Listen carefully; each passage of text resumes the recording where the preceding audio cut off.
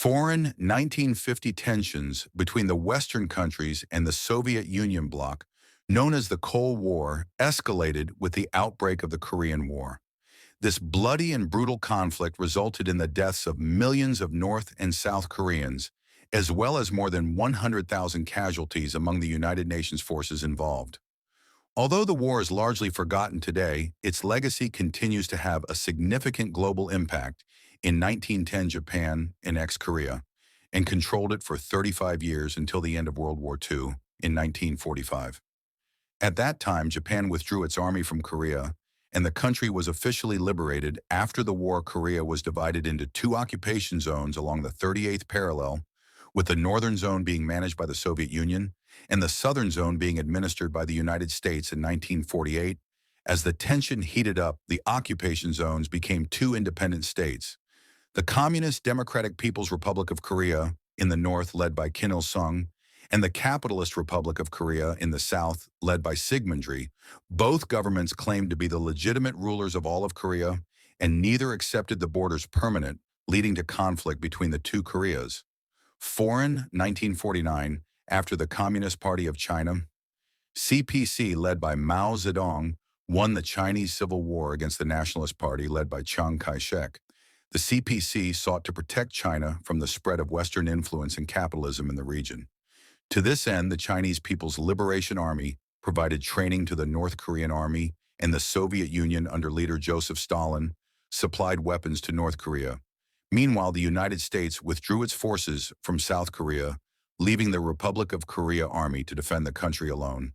These events weakened South Korea's military and strengthened North Korea's leading Kim Il-sung to believe he could easily invade and conquer South Korea, unifying the two halves of the peninsula into a communist state. In 1950, the Korean War began when North Korea invaded South Korea.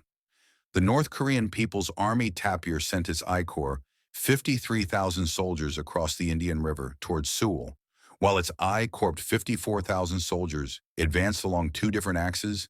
The Tapia entered Seoul on June 28th, but the South Korean government and army did not surrender as the North Koreans had hoped.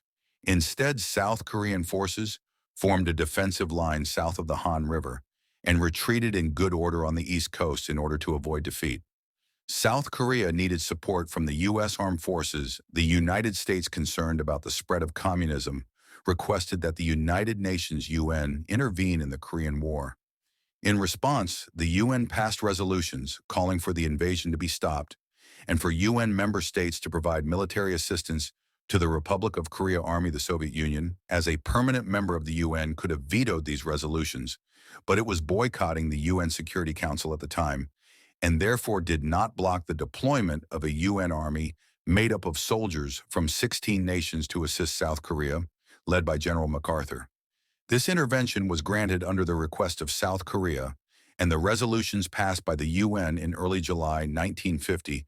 UN troops from several countries, including the United States, United Kingdom, Canada, Australia, New Zealand, and France, arrived in South Korea, but were quickly pushed back to a small area around the port of Pusan at the southern tip of the peninsula. It wasn't until August that the 8th Army, led by Lieutenant General Walton H. Walker, and Republic of Korea, Army led by Major General Chung Il-kwon, were able to fight back more effectively. Walker used medium tanks, rocket launchers, and fighter bombers to stop the North Korean tanks. The human forces were able to stabilize the front at the Pusan perimeter with the help of US air and naval support. Then in September 1950, General MacArthur, with the 1st Marine Division and the 8th Army's remaining infantry division, the 7th, as well as South Korean Marines infantry, and a variety of U.S. support troops, carried out a surprise amphibious landing at Incheon. After a naval bombardment and aerial attack on September 14th, the Marines took control of Womley Island, a key harbor defense site, and then Incheon itself in the late afternoon. This forced the North Koreans to retreat behind the 38th parallel, and all of South Korea was recaptured on September 28th after South Korea was secured. President Truman gave MacArthur permission to invade North Korea. The UN, urged by the U.S. government, approved the move across the 38th parallel on October 7, 1950, with the goal of unifying the country under a non-communist government. The human forces took Pyongyang, North Korea's capital, on October 12th, and subsequently the Yalu River, which ran along the border with Communist China, seeing their communist allies in the north being defeated by capitalist forces. China deployed 250,000 troops to assist the North Koreans. The UN soldiers were forced out of North Korea with heavy losses, and Seoul was seized by Chinese and North Korean forces in January 1951. In early 1951, the Chinese offensive slowed down, and the United Nations Command, with support from the revitalized 8th U.S. Army, led by General Matthew B. Ridgway, regained control of Seoul and pushed back to the 38th parallel. From that point on, the battle lines remained relatively stable, leading to a stalemate in the conflict. The Truman administration abandoned its plans to reunite North and South Korea, opting instead for limited goals in order to avoid escalating the conflict into a Third World War involving China and the Soviet Union. When General MacArthur publicly challenged the Truman administration's handling of the war, the president determined that MacArthur was unable to fully support U.S. government policies and relieved him of command in April 1951, replacing him with General Ridgway on December 2nd. 1952, President-elect Dwight D. Eisenhower traveled to Korea. He concluded that the United States could not indefinitely remain on a static front and continue to suffer casualties without any visible results in an effort to bring an end to hostilities in Korea. President Eisenhower used a combination of diplomacy and military intimidation on July 27, 1953, an armistice was signed ending organized combat operations and leaving the Korean peninsula divided along the 38th parallel. Much as it had been since the end of World War II, the armistice was not a peace treaty, and technically the Korean War has not yet been resolved. The two sides have remained in a state of ceasefire, and a demilitarized zone (DMZ) has been established along the border between the two Koreas to separate them. In the years following the armistice, relations between the two Koreas have been strained with occasional flare-ups of violence and tension on the Western Allies' side.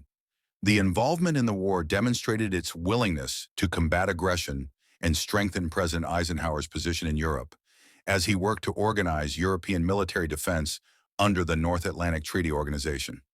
Additionally, the conflict helped to ensure that the United States would continue to invest in its military buildup. It has been 69 years since the signing of the Armistice Agreement. Until now, Korea Peninsula is still divided into two separate countries. So the question is there any future for the annexation of the two halves of the Korean Peninsula?